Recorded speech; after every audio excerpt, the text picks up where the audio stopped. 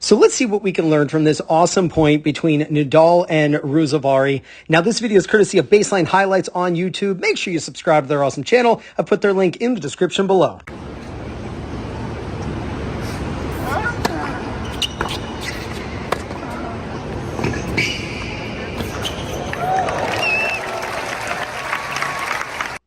So Nadal has one of the cleanest service motions on the tour.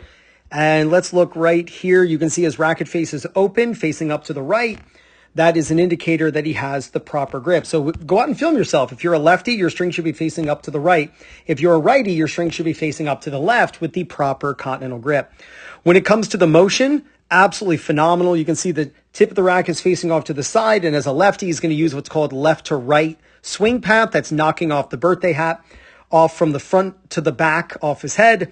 As he goes up to the ball, I mean, that is incredible. Look at the racket, perfectly on edge as he goes up to hit the ball. Now, here's the key to using a continental grip and leading with the edge of the racket. If you're not the type of person who can do this, if you're like, Ryan, I try to lead up with the edge, but I end up going into the waiter's tray, which looks like this, and the strings are facing up.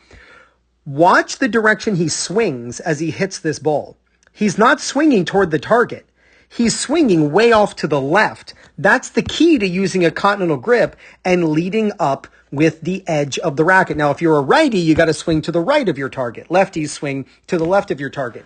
That means that when you strike the ball, your strings will face your target, your racket goes off to the side, and you get the side spin that you're looking for. So don't swing toward your target. Really, on any serve, don't swing toward your target. And you'll be able to use the correct grip and have the racket on edge as you approach.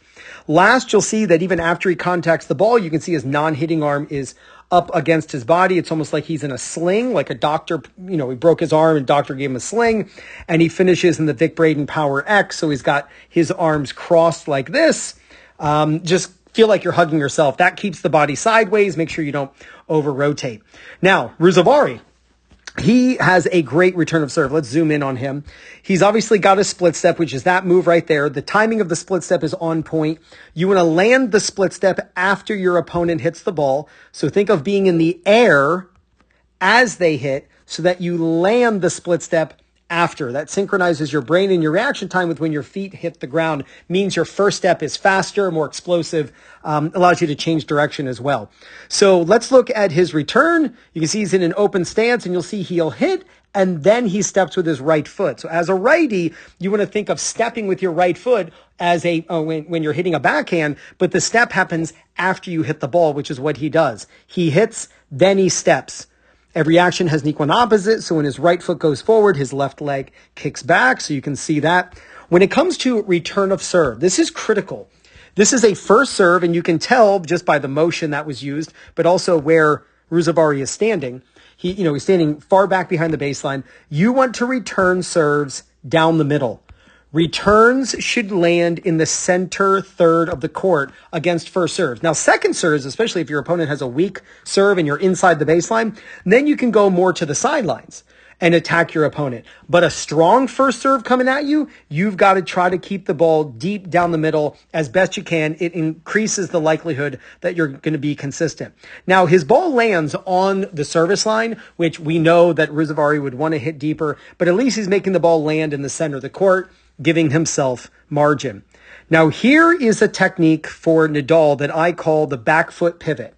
So he's leaning back, which, by the way, leaning back is just fine. It's not a problem. You'll hear coaches say, no, you got to always get your weight going forward. It's 100% false. You do not always have to get your weight going forward. It would be nice if we always could, but what's more important than weight forward is body rotation. So I want you to watch how he's leaning on his back foot and watch how he takes his right foot and he moves it behind him.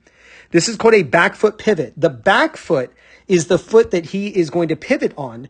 And that's the origin of the rotation. And we've got to rotate when we're hitting a forehand. And he moves his right foot behind him in order to do this. So if you find yourself moving back and then it little whispers in your ear going, no, don't go back. You got to go back forward again. You don't have to. If you're leaning back as you hit, just pivot off the back foot, bring the front foot back, and you'll absolutely blast a forehand. You see this beautiful low to high swing path. Racket's down by his shorts. Now this racket, his hand is down by the shorts, and now his hand is up above his head. The classic buggy whip Nadal finish where he does swing over to the right, but then the racket swings back, almost like he's knocking off a birthday hat from right to left. And here's where he notices that Emil Ruusuvuori changes his grip to a continental. The moment Nadal hit this ball down the line and he sees Ruusuvuori change the grip to a continental, which means he sees that Ruusuvuori is going to do a squash shot, that's when Nadal starts running forward. And you can see that. Nadal hits it down the line, and the first move Nadal makes is just back to the center because he's just planning on moving back over to the side, trying to be able to hit inside out and inside out and inside in forehands from the right side of the court as a lefty. But he sees that he got Ruusuvuori in a ton of trouble. Let's see, did Ruusuvuori? Yeah, Ruusuvuori really stayed over here, expecting a cross court. And so when Nadal hits it down the line, Ruusuvuori is in major trouble. And that's when Nadal goes forward. There are 3 times to go to the net in tennis. When you get a short ball, serve and volley, and when you get your opponent in trouble. So Nadal starts coming forward. He comes in. Now, this is a really cool moment here. You see recreational tennis players in this situation all the time. And I'm telling you, if you have the right intentions in this position, you will win so many points. He's hitting the ball. It's around net level, maybe 1 inch, 2 inches below net level, but it's such a slow ball and Nadal is inside the service line that he can go for a winner. But it's not deep, right? That he's going to go for the volley. He's going to volley it short. You see a lot of times, and you'll ask recreational players, okay, you got the open court. Where do you want to try to make it land? And they'll say deep in the corner. Realize that's a shorter distance for your opponent to get that ball.